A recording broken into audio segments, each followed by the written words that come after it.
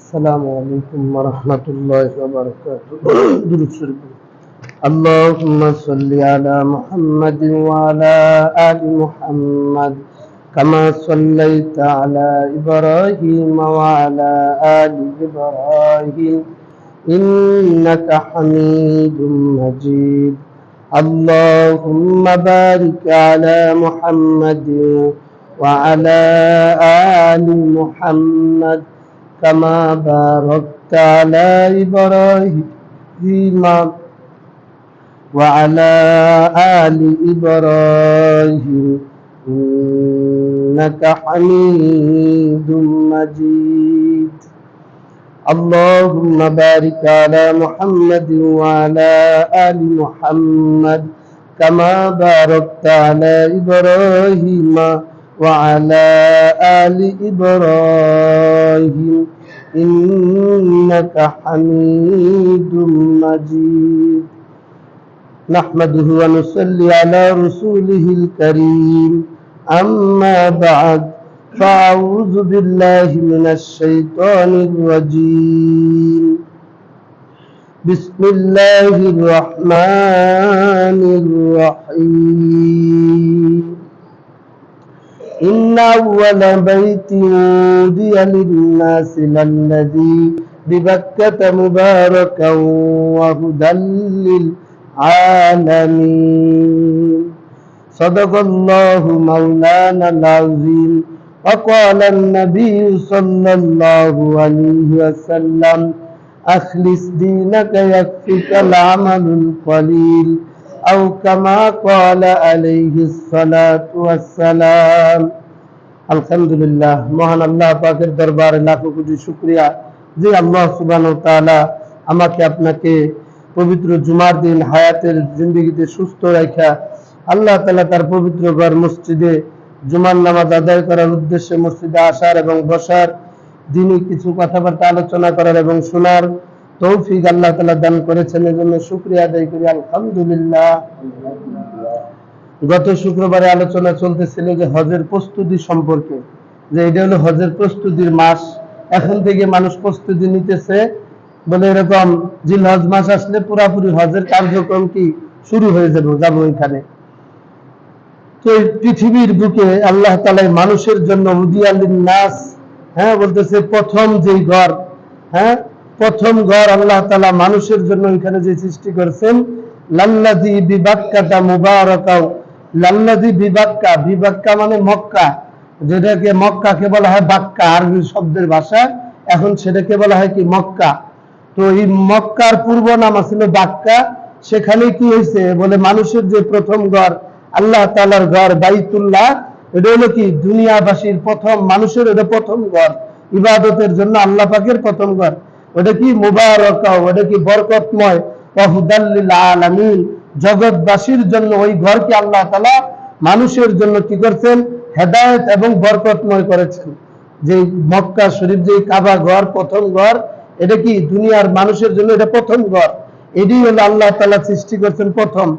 তো এটা আছে আদম আলাইহিস সালামের সৃষ্টির 2000 বছর পূর্বে, 2000 বছর পূর্বে এই দুনিয়াতে আল্লাহ তাআলা কিছুই ছিল না, খালি পানি আর পানি ছিল। পানির মধ্যে আল্লাহ তাআলা ঢেউ সৃষ্টি হওয়াতে এই ঢেউ কি হয়, আল্লাহ তাআলা প্রথম ফেনা সৃষ্টি হয়। ওই ফেনার থেকে আল্লাহ তাআলা পৃথিবীর বুকে প্রথম মাটি সৃষ্টি করেন।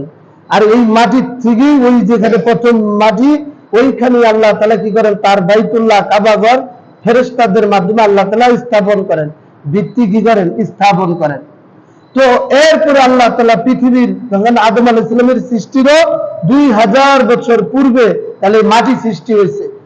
এরপরে আল্লাহ তাআলা আদম আলাইহিস সালামকে সৃষ্টি করলেন, আদম আলাইহিস সালাম জান্নাত থেকে পাঠাইলেন, ঘটনা সবাই জানেন। আসার পরে আল্লাহ তাআলার হুকুমে আবার তিনি কি করলেন, ওই বাইতুল্লাহ, ওই কাবা ঘরের হযরত আদম আলাইহিস সালামের মাধ্যমে আল্লাহ তাআলা কি করছেন, কাবা ঘরের ভিত্তি স্থাপন করছেন। প্রথম করছেন ফেরেশতারা, তারপরে করছেন কি আদম আলাইহিস সালামও পরবর্তী সংস্কার আয়া ভিত্তি স্থাপন করছেন। এইভাবে আল্লাহ তাআলা কি করছেন, আদম আলাইহিস সালামের আগে কি করছেন, মাটি সৃষ্টি করছেন। মাটি সৃষ্টি করার পরে ফেরেশতাদের মাধ্যমে বাইতুল্লাহ কাবা ঘর আল্লাহ তাআলা নির্মাণ করছেন। এরপরে আল্লাহ তাআলা হযরত আদম আলাইহিস সালামকে পাঠাইছেন এইরকম ভাবে আল্লাহ তাআলা সেখানে একটা জায়গা রাখছেন মাকামে ইব্রাহিম, যেখানে যেটাকে বলা হয় একটা পাথর। ওই পাথরের উপরে দাঁড়িয়ে হযরত ইব্রাহিম আলাইহিস সালাম কি করছেন? কাবা ঘরের কাজ, নির্মাণ কাজ করছে। যখন উপরে উঠার দরকার হইতো, পাথরটা অটোমেটিকলি আল্লাহর কুদরতে ইব্রাহিম আলাইহিস সালামকে উপরে উঠায় নিয়ে যেত। আবার যখন নিচে নামা দরকার হতো, তাকে নিয়ে নিচে নামাইতো। বলে ইব্রাহিম আলাইহিস সালামের পায়ের ছাপ, পায়ের চিহ্ন ওই পাথরের মধ্যে আজও এখনো আছে। 1 ইঞ্চি পরিমাণ কি হয়ে গেছে? বলে ওই পায়ের ছাপ ওখানে চিহ্নিত হয়ে গেছে। সুবহানাল্লাহ। এখনো যারা হজে যায় ওই মাকামে ইব্রাহিম ওই পাথরটাকে দেখতে পারে যে ওইখানে কি ইব্রাহিম আলাইহিস সালামের পায়ের ছাপ এখনো আছে। কারণ ওইটা আল্লাহ তাআলা জগৎবাসীর জন্য, মানুষের জন্য নিদর্শন স্বরূপ রেখে দিয়েছেন যে আমি আমার খলিলকে দিয়া ওই পাথর দিয়া লিফটের মতো কাজ করাইছি। যখন উপরে উঠার দরকার হয়েছে উপরে উঠছে, যখন নিচে নামার দরকার হয়েছে নিচে নামছে। বাপ বেটা মিলে কি করছে? হযরত ইব্রাহিম আলাইহিস সালাম পাথর উপরে উঠছে, সামানা পত্র আগে দেওয়ার দরকার হয়েছে, ইব্রাহিম আলাইহিস সালাম হাতে হাতে আগে আগে। তো এই কথাটাই পবিত্র কোরআনের, হ্যাঁ, এবং আল্লাহ তাআলা ইরশাদ করতেছেন ফিহি আয়াতুম বাইয়িনাতুম মাকামু ইব্রাহিম। বলে এর মধ্যে আল্লাহ তাআলা অনেক নিদর্শন রাখছেন। এই নিদর্শনের মধ্যে একটা নিদর্শন হলো মাকামে ইব্রাহিম। অর্থাৎ এটা কি আল্লাহ তাআলার একটা নিদর্শন যে পাথর আল্লাহ তাআলার কুদরতে কি করছে? কাজ করছে। এটা একটা জগৎবাসীর জন্য নিদর্শন রেখে দিয়েছেন। তো মুহতারাম হাজিরিন, সেখানে আরেকটা নিদর্শন আছে, সেটা কি বলেন? জমজম কূপ। এই জমজম কূপটা কিভাবে আসলো, কিভাবে তার সৃষ্টিটা কখন থেকে, সেটাও আমাদের কি জানা দরকার। মুহতারাম হাজিরিন, আপনারা জানেন হযরত ইব্রাহিম আলাইহিস সালামের 2 জন বিবি ছিল, সারা আর একজন কি বলে এরকম ভাবে মা হাজেরা। বলে হাজেরা হলো ছোট বিবি, সারা হলো বড় বিবি, উনারে প্রথম বিবাহ করতেন। তো এরকম ভাবে যখন সতীনে সতীনে ঝগড়া লাগে, হ্যাঁ, বলে যে এরকম কি হলো, হাজেরার গর্ভে যখন ইসমাইল আলাইহিস সালাম আসলো আল্লাহ তাআলার হুকুমে আসলে, তখন এরকম সন্তানের প্রতি মহব্বত বেশি, এই স্ত্রীর প্রতি মহব্বত বেশি। সারা বলে যে আপনার এই সতীনটা এখানে, মানে স্ত্রী এখানে রাখা যাবে না, অনেক বনবাসে নির্জন মানব শূন্য জায়গায় রাইখে আসেন, এভাবে বলে। কিন্তু চিন্তা করে নবী তার নিজের হুকুমে পারে না, আল্লাহ তাআলা যখন ওহী আসবে তখনই তিনি রাখতে পারবেন। এইভাবে তিনি বলা বলি করে, কিন্তু চিন্তা করে কি করবেন নবী। তো আল্লাহ পাক ইলহাম করলেন, হে আমার খলিল, আপনি কি করেন? আপনি আপনার বিবিকে নির্বাসনে মানব শূন্য জায়গায়, যেখানে কোনো মানুষজন নাই, ওরকম জায়গায় তাকে রাখে আসেন। আল্লাহর হুকুম হয়ে গেছে, আর কিছু করার নাই। উটের উপরে উঠাইয়া কিছু খেজুর পানি নিয়া কি করলেন? বলে এরকম ভাবে মা হাজেরাকে নিয়ে আর তার সন্তান ইসমাইল আলাইহিস সালামকে নিয়ে ইব্রাহিম আলাইহিস সালাম রওনা দিলেন। বলে ওইখানে যাইতে যেতে বলে এরকম একটা জায়গায় সেখানে পৌঁছায় গেলেন, জমজম, সে একটা মরুভূমি, এরকম মরুভূমি, সেটার নাম হলো ফারান। যেখানে মক্কা ভূমি, ওইখানের যে মরুভূমিগুলি, ওই এলাকার নাম হলো ফারান এলাকা। তো ওই মরুভূমির কাছে যখন পৌঁছাইলেন, তখন হাজেরা আলাইহিস সালামকে কি করলেন? যে তাদেরকে রাইখা তিনি বুঝা শুনে চলে যেতেছে। তো হাজেরা আলাইহিস সালাম পিছনে পিছনে আসতেছে, এটা কি আপনি আমাদেরকে এখানে রেখে দিতেছেন? কোনো ঘর নাই, বাড়ি নাই, কোনো পশু পাখি নাই, গাছপালা নাই, কে আমাদেরকে দেখবে? তো ইব্রাহিম আলাইহিস সালাম একবার সামনের দিকে ছুটছে আর পিছনের দিকে তাকাইতেছে না, কিন্তু পিছিয়ে পিছিয়ে হাঁটতেই আছে, আর এই প্রশ্নই করতেছে বারবার। তখন বলে শেষ পর্যন্ত কোনো উত্তর দিতেছে না, এরপরে প্রশ্ন করছে, এইখানে কি আপনি আমাদেরকে আল্লাহর হুকুমে রেখে দিতেছেন? এটা কি আল্লাহর নির্দেশে? তখন ইব্রাহিম আলাইহিস সালাম বললেন, হ্যাঁ, আমি আল্লাহর নির্দেশে তোমাদেরকে এখানে রেখে যেতেছি। কে বলছে? ইব্রাহিম আলাইহিস সালাম বলতেছে, আমি আল্লাহ পাকের নির্দেশে তোমাদেরকে এখানে রেখে যেতেছি। হযরত হাজেরা আলাইহিস সালাম ইব্রাহিম আলাইহিস সালামের পিছে আর ছুটে নেই, সামনে দিকে ওখান থেকে বিদায় নিয়ে তিনি চলে আসছেন। তখন তিনি ভাবলেন, যেহেতু আল্লাহর হুকুম আছে, তাহলে আল্লাহ আমাদেরকে ধ্বংস করবেন না, শেষ করবেন না। যেহেতু আল্লাহ পাকের নির্দেশ, মানে হুকুম হয়েছে, আল্লাহ আমাদেরকে হেফাজত করবেন। আল্লাহর হুকুমের উপরে তাওয়াক্কুল করে তিনি ফিরত আসছেন, আর স্বামীর পিছে আর কি করে নাই?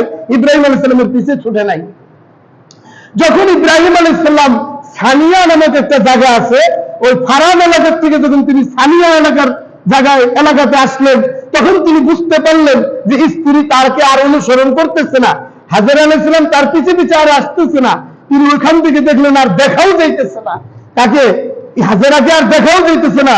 তিনি ওই সানিয়া পর্বতের উপরে উঠা তিনি দোয়া করলেন হাজেরার জন্য। কার জন্য?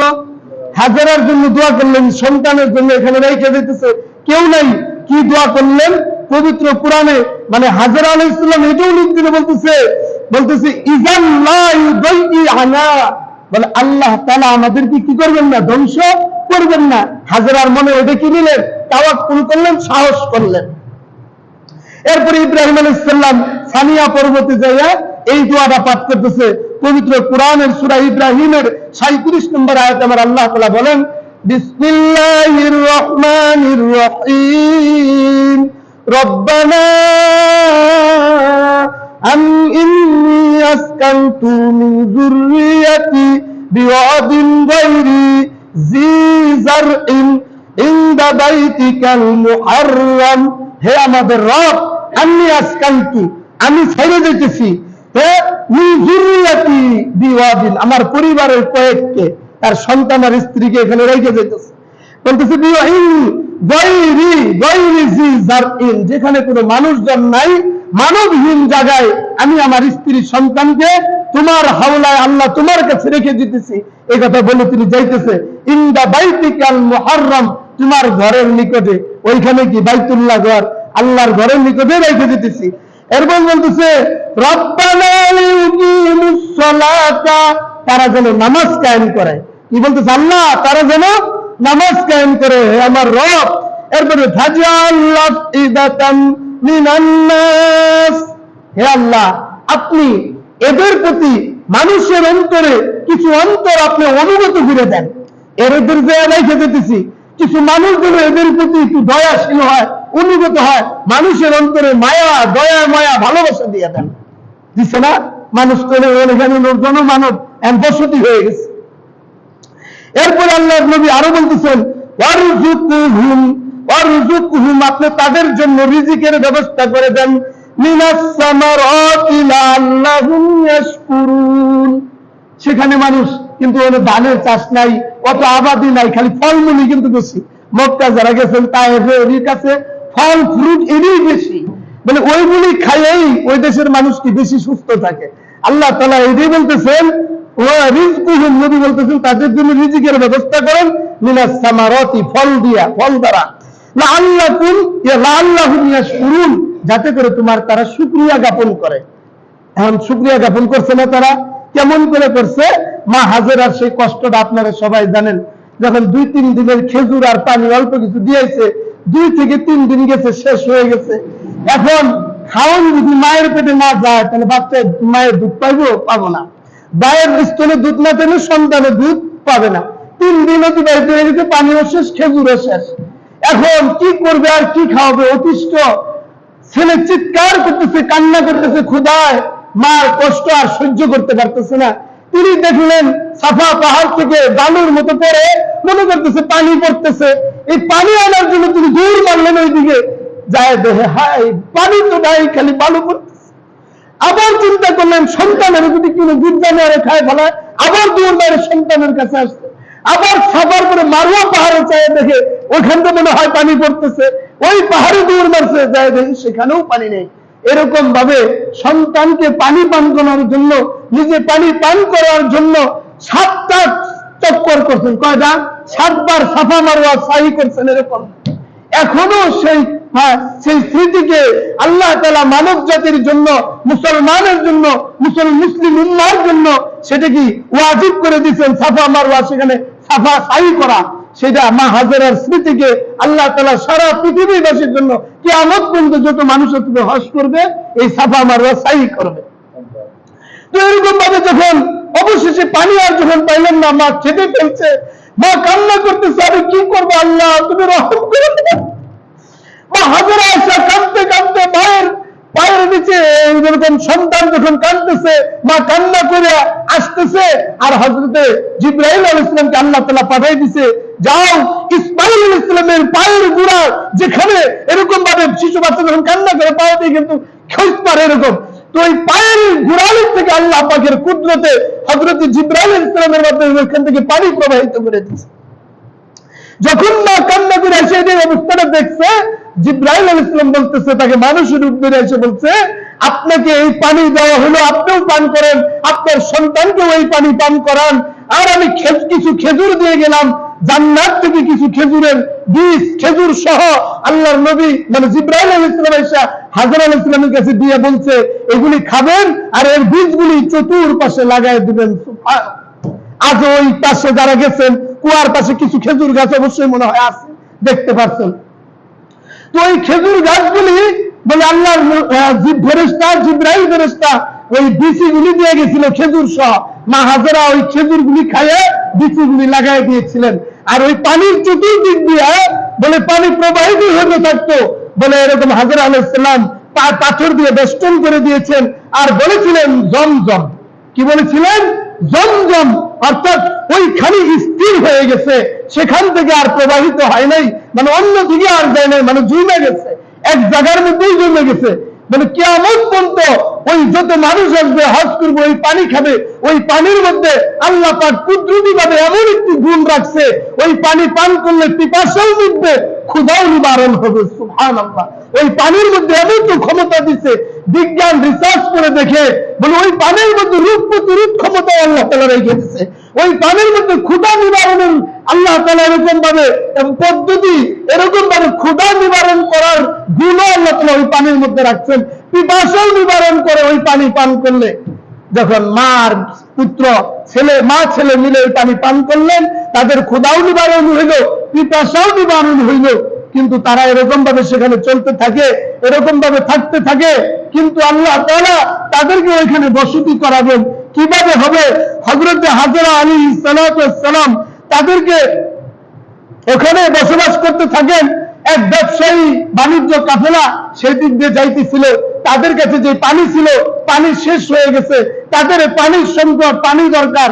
তারা একটা বুঝতে পারত পাখি যেখানে থাকে সেখানে পানিও থাকে। পাখি ওই এলাকার টুকুর মধ্যে কি করতেছে? উড়াউড়ি করতেছে। তো ওই ব্যবসায়ী কাফেলা বুঝতে পারছে যে এখানে অবশ্যই কোথাও পানি আছে। পাখি উড়া দেখে পাখিকে অনুসরণ করে তারা ওই মা হাজরার কাছে সেখানে তারা এসে উপস্থিত হয়েছে। আইসা বলতেছে আমাদেরকে কিছু পানি দেন, এর বিনিময়ে আপনাকে আমরা কিছু কি অর্থ দিই। এরকম ভাবে তারাও এরকম ভাবে বলছে যে আপনি যদি অনুমতি দেন আপনার এখানে আমরা বসতি স্থাপন করে আমরা থাকতে চাই। তখন হাজরা আলাইহিস সালাম তাদেরকে অনুমতি দিলেন। তারা সেখানে কৃষি কাজ করছে, এরকম ভাবে তারা জনবসতি গড়ে তুলছে। সেখানেই আস্তে আস্তে মা হাজরার যে সমাজ পরিবেশ সেখানে কি গড়ে তুলছেন। আর সেখান থেকে পানি নিছে, আর তারা কি দিছে? পানির জন্য টাকা দিছে। অর্থাৎ পানির জন্য এই কুয়াটা তো আল্লাহ তাআলা তাদের মাধ্যমেই দিছে। এই জন্য তারা যে ক্ষেতের মধ্যে পানি ব্যবহার করছে, এই পানির জন্য কি দিছে? তারা হাজরা আলাইহিস সালামকে টাকা দিছে। আর এই জুরহাম গোত্রের লোকেরাই হযরত হাজরা আলাইহিস সালামের জন্য পাথর কাইটা ওখানে একটা ঘর বানিয়ে দিয়েছিলেন। ওই জমজম কূপের কাছে ওখানে একটা হাজরা আলাইহিস সালামের জন্য পাথর কাইটা একটা ঘর তারা বানিয়ে দিয়েছিল, নির্মাণ করে দিয়েছিল। সেইখানে হযরতে হাজরা আলাইহিস সালামের সমাজ এভাবে কি করে গড়ে ওঠে। আর জুরহাম এই প্রতিবেশী এই সম্প্রদায়ের সাথে হযরতে ইসমাঈল আলাইহিস সালামের কি হয়? বৈবাহিক সম্পর্ক এদের সাথে স্থাপন হয়। ইসমাঈল আলাইহিস সালামকে বিবাহ করেন, এই গোত্রের মেয়েদেরকে কি করেন? বিবাহ করেন তিনি মেয়েকে। আত্মীয় সম্পর্ক গড়ে ওঠে। তো সেখান থেকেই যখন হযরতে ইসমাঈল আলাইহিস সালামের 7 থেকে 8 বছর বয়স হয়ে গেল, তখন ইব্রাহিম আলাইহিস সালাম আল্লাহ তাআলার হুকুমে স্ত্রী তার সন্তানকে দেখার জন্য আল্লাহ তাআলা হুকুম করলেন। ইব্রাহিম আলাইহিস সালাম 7 বছর আগে যে রেখে গেছিলেন, কোনো ঘর নাই, বাড়ি নাই, গাছপালা কিছু নাই, আর সে কি চিনতেছে না। এমন বসতি হয়ে গেছে, মানুষজন হয়ে গেছে, ক্ষেত খামার হয়ে গেছে, গাছপালা হয়ে গেছে, এরকম মানে একটা পরিবেশটাই পাল্টে গেছে। মানে আজ থেকে 10-12 বছর আগে যারা ঢাকা থাকছেন, এখন যারা দেখবেন একটু পরিবর্তন হয়ে গেছে, চিনবেন না, মনে হয় যে একটু 19-20 পরিবর্তন। আবার একটু আগে আমি যে 5 বছর আগে যে নারিকেল ছিলাম, যখন আবার ঘুরে আসছি দেখি যে এই রাস্তার পাশে যে গাছগুলি ছিল এখন দেখি এই গাছগুলি নাই। তাহলে কেমন একটা অপরিচিত মনে হয়ে যাইতেছে, মানে একটু খালি খালি মনে হইতেছে, মানে মনে হয় যে একটু পরিবর্তন হয়েছে, এরকম বোঝা যাইতেছে। ঠিক ইব্রাহিম আলাইহিস সালাম যা চিনতেছে না, এদেরকে রাইখে গেলাম কই, আরে এখন আসছে কই, হারা কেমন পরিবর্তন হয়ে গেছে। তো আসছে, আর যখন তাদের পরিচয় দিচ্ছে, চিনছে, তো এরকম ভাবে ইব্রাহিম আলাইহিস সালাম সেখানে থাকা ধরছেন। আল্লাহ তাআলা স্বপ্নে দেখাইতেছে ইব্রাহিম আলাইহিস সালামকে, হে আমার খলিল, আপনি কি করেন, আল্লাহর রাস্তায় আপনি কুরবানি করেন। কুরবানি করবার কইছে। ইব্রাহিম আলাইহিস সালাম অনেক সম্পদ ছিল, তিনি কি করছেন, 100 উট কুরবানি করে দিচ্ছেন। তো এরকম ভাবে আল্লাহ আবার স্বপ্নে দেখাইতেছে, ইব্রাহিম তুমি আবার কুরবানি করো, তোমার কুরবানি হয় নাই। এরকম ভাবে তুমি কুরবানি করলেন, পরের দিনও 100 উট কুরবানি। এরপরে দিকে দিচ্ছে আল্লাহ তাআলা আবার স্বপ্নে দিলেন, তুমি তোমার প্রিয় বস্তুকে কুরবানি করো। তখন তিনি ভাবলেন যে 100 করলাম, পরের দিন করলাম, 2 দিন করলাম, আল্লাহ কোনো কুরবানি কবুল হইতেছে না, তাহলে প্রিয় বস্তুটা কোনটা, এটা তিনি চিন্তা করলেন। তখন বাইরে দেখলেন যে 80 বছর বয়সে যেই ফুটফুটে সন্তানটা আজকে 7 থেকে 8 বছর বয়স হয়েছে, ওই বাচ্চাটা কিন্তু সব কথাই বলতে পারে, বুঝো ঠিক না, বাবার সাথে সে মায়া মমতা ধরে গেছে এরকম। তো এই সন্তান, তিনি ভাবলেন এই সন্তানই তো একমাত্র আমার প্রিয় সন্তান। পবিত্র কোরআনের মধ্যে আল্লাহ পাক রব্বুল আলামিন সেটাই হুকুম করে জানিয়ে দিতেছে, আমার খলিল বলেন, আল্লাহ তাআলা বলতেছে, ক্বালা ইয়া বুনাইয়া ইন্নী আরা ফিল মানামি ইন্নী আযবাহুকা ফানজুর মাযা তারা। এরকম ভাবে পিতা তার ছেলেকে বলতেছে, বাবা আমি স্বপ্নে দেখেছি, আরা ফিল মানামি, আমি তোমাকে স্বপ্নে দেখেছি, ইন্নী আন্নী আযবাহুকা, আমি তোমাকে জবাই করতেছি। কি করতেছে, আমি স্বপ্নে দেখেছি আমি তোমাকে জবাই করতেছি। এরপরে বলতেছে ফানজুর মাযা তারা, তাহলে এটা এখন তোমার কি রায় বলো। তার চেয়ে হুকুম, তার মতামত নিতেছে, আমি স্বপ্নে দেখি। তো ছেলে বুঝতে পারছে আমার বাবা একজন নবী, তো নবীদের স্বপ্ন কখনো মিথ্যা হয় না। নবী যেহেতু স্বপ্ন দেখছে, এটা আল্লাহ তাআলার হুকুমে, আল্লাহ যেহেতু চাইতেছে আমি কুরবানি হই, তাহলে আমি এখানে নিষেধ করি কিভাবে। আল্লাহর আদেশ যেখানে আছে সেখানে আমি কি তৈয়ার, সেখানে আমি তৈয়ার। বলে ছেলে বাবার হুকুমে কি তৈয়ার হয়ে গেছে। এরপরে বলতেছে মাযা তারা, ছেলে বলতেছে ক্বালা ইয়া আবাতি ইফআল, হে আমার পিতা আপনি আপনার হুকুমকে কি করেন, পালন করেন। মা তুমার, আপনি আপনার আদেশকে কি করেন, পালন করেন। সাতাজিদুনি, আপনি আমাকে পাবেন কই, ইনশাআল্লাহ, ইনশাআল্লাহ আপনি পাবেন, মিনাস সাবিরিন, সবরকারীদের মধ্যে আপনি আমাকে পাবেন। ছেলে এই কথা বলতেছে বাবারে। এই কথা বলার পরে হাজারা থেকে ছেলেকে সাজায় নিয়ে কি করছে, রওনা দিছে বাবা কুরবানি করার জন্য। মিনার প্রান্তরে রওনা দিছে। এই দিক দিয়ে শয়তান কি করতেছে, ছোট মানুষ, বাবা তো আগে আগে রশি আর ছুরি নিয়ে আগে যাইতেছে গা, পিছে পড়ে গেছে। তো শয়তান মানুষের উদ্দেশ্যে জীবন, তুই যাইতেছ, তোর বাবা তো আজকে তোর কুরবানি করে আনবে, দেখলে ছুরি আর রশি নিয়ে যেতেছে। এটা তো বাবা ছেলের সাথে বই নিয়েছে, বলতো তুমি যদি বাঁচতে চাও আজকে এখান থেকে পলায় যাও। তখন বুঝতে পারছে যে নেক কাজে তো একমাত্র ধোঁকা দেয় শয়তান। কি কয়, ছেলে বুঝতে পারছে যে নেক কাজে ধোঁকা দেয় শয়তান ছাড়া আর কেউ না। তিনি সাথে সাথে 3টা কঙ্কর উঠায় কি করছে, শয়তানকে নিক্ষেপ করছে। তো আজও হাজিরা সেখানে গেলে কি করে, শয়তানকে কঙ্কর নিক্ষেপ করে, পাথর, ছোট ছোট পাথর সেখানে নিক্ষেপ করে। কেন নিক্ষেপ করে, ওই শয়তানকে যে খেদায় দিচ্ছে দুর্ঘ শয়তান, এটা করে কি পাথর নিক্ষেপ করছে। আজও হাজিরা গেলে সেখানে পাথর নিক্ষেপ করে। মুহতারাম হাজিরিন, ওই কথাটাই এরকম ভাবে বাপ দাদা কি মিনার প্রান্তরে চলে গেছে। যাওয়ার পরে পবিত্র কোরআনের সূরা সাফফাতের 103 থেকে 111 নম্বর আয়াতে আল্লাহ তাআলা বলতেছেন, বিসমিল্লাহির রহমানির রহিম, ফালাম্মা আসলামা ওয়া তাল্লাহু লিল জাবিন। মানে পিতা পুত্র আল্লাহর অনুগত হয়ে গেছে। পিতা পুত্র কি হয়ে গেছে বলেন, আল্লাহর হুকুমের অনুগত হয়ে গেছে। ওয়া তাল্লাহু লিল জাবিন, তাকে জবাই করার জন্য শুয়াইছে, ইসমাঈল আলাইহিস সালামকে শুয়াইছে। এরপরে আল্লাহ তাআলা ডাক দিল, ওয়া মা দাইনাহু ইয়া ইব্রাহিম, আমার আল্লাহ ডাক দিয়া বলতেছে, হে ইব্রাহিম, তুমি তোমার স্বপ্নকে বাস্তবায়ন করেছ। আল্লাহ তার খলিলকে ডাক দিয়ে বলতেছে, আমার ইব্রাহিম তুমি তোমার স্বপ্নকে বাস্তবায়ন করেছ। এরপরে বলতেছে, ইন্না কাযালিকা নাজিল মুহসিনিন, যারা নেককার সৎকর্ম পরায়ণশীল আমি তাদেরকে এভাবেই পুরস্কার দিয়ে থাকি। কে বলতেছে? আল্লাহ বলতেছে ইব্রাহিম আলাইহিস সালামের কুরবানি কবুল হয়ে গেছে। ইন্না হাযিহি লাহুয়াল বালাউল মুবিন। ইব্রাহিম আলাইহিস সালাম বলেন, ইব্রাহিম এটা তোমার জন্য স্পষ্ট একটা পরীক্ষা, এই পরীক্ষা পাস করছে, ঠিক না বলেন? এটা তোমার জন্য একটা স্পষ্ট পরীক্ষা, এর মধ্যে কোনো সন্দেহ নাই। এরপরে বলতেছে ওয়াফাদাইনাহু বিযিবহিন আযীম। পরীক্ষা তো পাস করছেই, ছেলের পরিবর্তে জান্নাতের একটা বড় জন্তু দুম্বা কি হয়ে গেছে? কুরবানি হয়ে গেছে। বাবার ছুরির নিচে দুম্বা, জান্নাতি দুম্বা কবুল হয়ে গেছে। বিযিবহিন আযীম, বড় এক জান্নাতি পশু দুম্বা কুরবানি হয়ে গেছে। ওয়াতারাকনাহু আলাইহি ফিল আখিরিন। এই যে কুরবানি হয়ে গেছে, এই চিহ্নটাকে, এই নিদর্শনটাকে কিয়ামত পর্যন্ত যত মানুষ আসবে, এটা 10ই জিলহজ আমরা কি কুরবানি করতেছি কেন? এই স্মৃতিকে ধরে রাখার জন্য, আল্লাহ পাকের এই নিদর্শনকে আল্লাহ তাআলা কিয়ামত পর্যন্ত এটা সমস্ত মানুষকে জানিয়ে দিবেন, জানাবেন এই যে এটা আমার খলিল এই কাজ তিনি করেছিল, এটা তোমাদের উপরে আমি কি করে দিয়েছি? কুরবানি ওয়াজিব করে দিয়েছি। যাদের সামর্থ্য আছে তাদের উপরে কি কুরবানি ওয়াজিব। পরবর্তীদের জন্য আমি এটাকে নিদর্শন করে দিয়েছি, তোমাদের এই জবাইকে, কুরবানিকে। সালামুন আলা ইব্রাহিম, ইব্রাহিম আলাইহিস সালামের উপরে কি হোক? শান্তি বর্ষিত হোক। কাযালিকা নাজজিল মুহসিনিন, এরকম ভাবে যারা নেককার, পরহেজগার, সৎকর্ম পরায়ণশীল তাদের উপরে কি হোক? এরকম ভাবে আল্লাহ পাকের রহমত, শান্তি বর্ষিত হোক।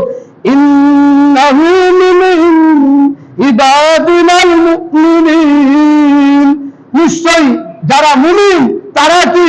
ইবাদিনাল মুমিনিন, বলে এরকম ভাবে আমার তারা কি? মুমিন বান্দা, নেককার বান্দা, যারা এই হুকুমকে, নিদর্শনকে পালন করবে তারা কি আল্লাহ তাআলার মুমিন বান্দা, নেককার বান্দা।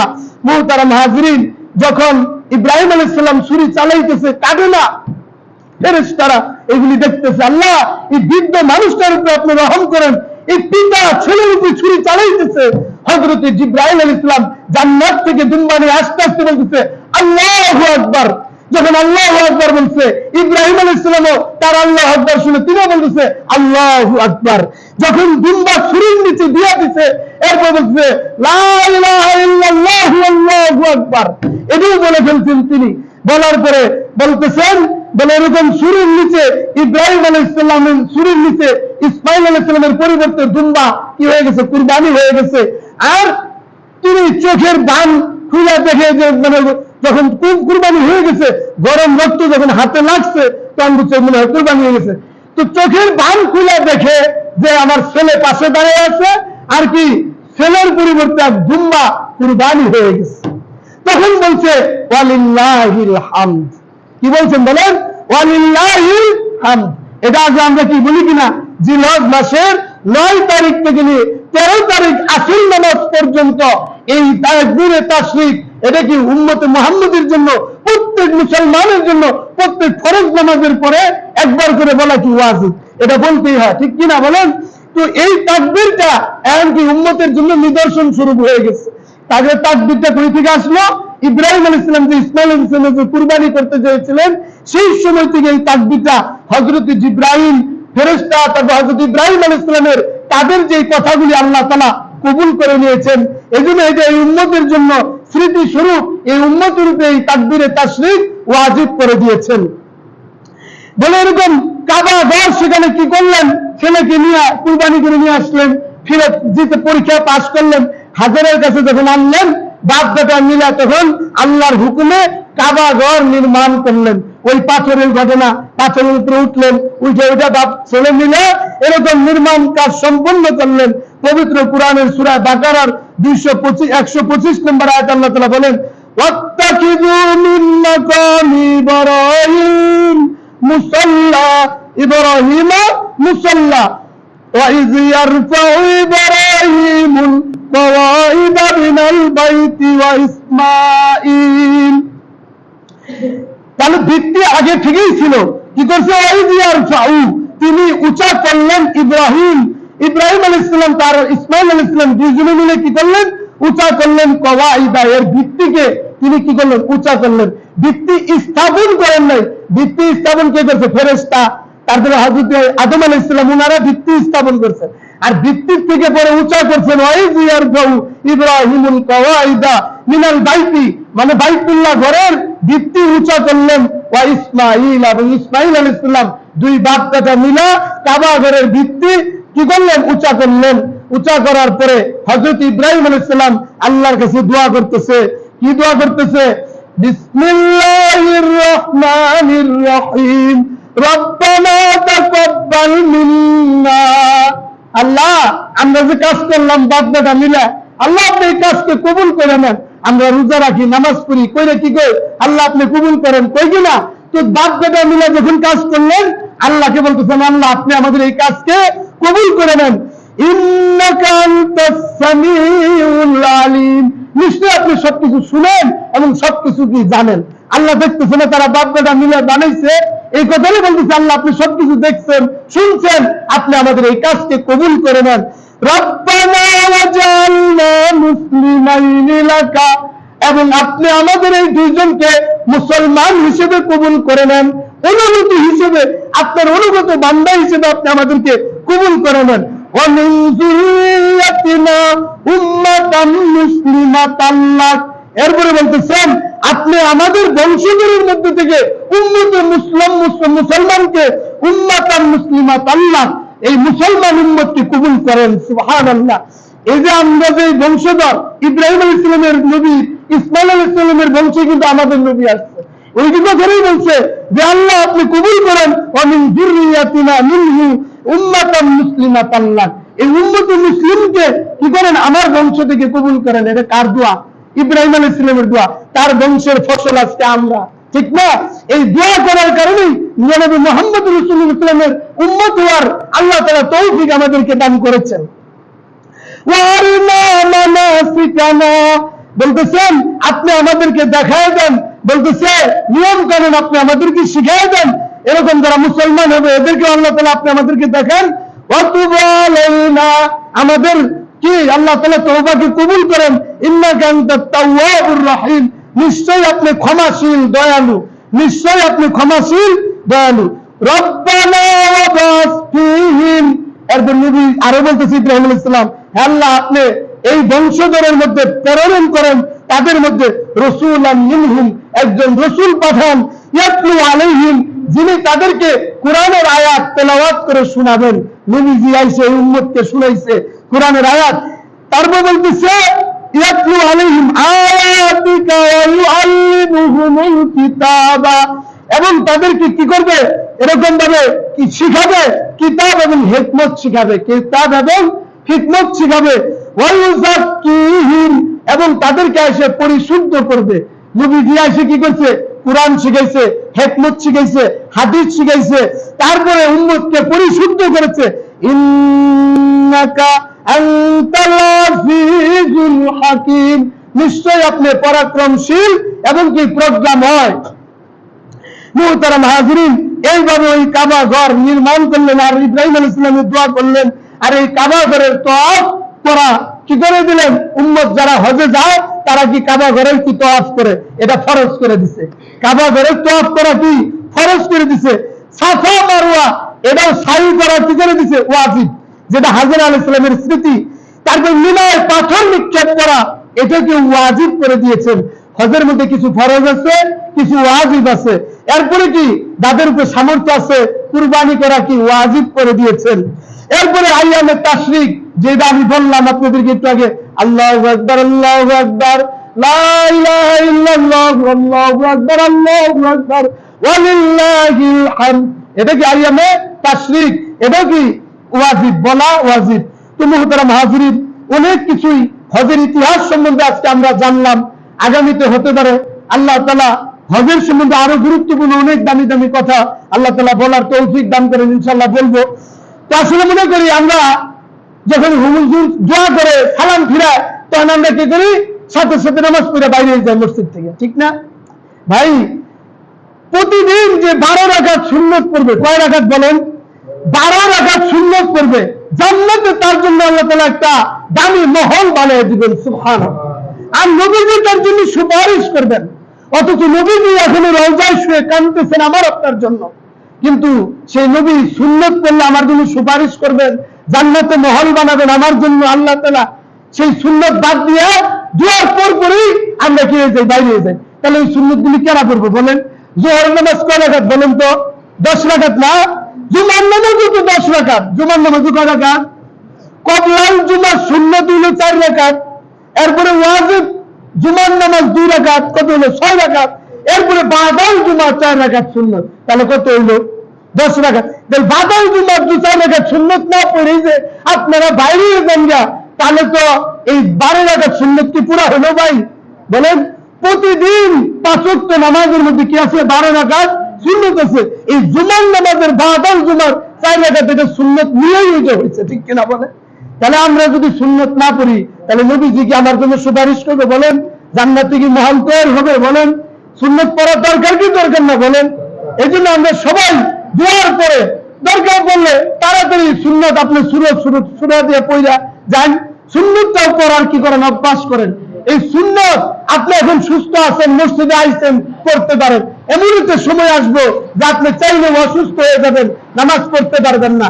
এই নামাজগুলি পড়ার কারণে অসুস্থ যখন হয়ে যাবেন, আল্লাহ তাআলা সুস্থ অবস্থার নামাজের নাকি আল্লাহ তাআলা আপনার আমলনামায় দান করবে, সুবহানাল্লাহ। পড়বো তো ইনশাআল্লাহ। আল্লাহ তাআলা আমাদের সবাইকে সঠিকভাবে 5 ওয়াক্ত নামাজের যতগুলো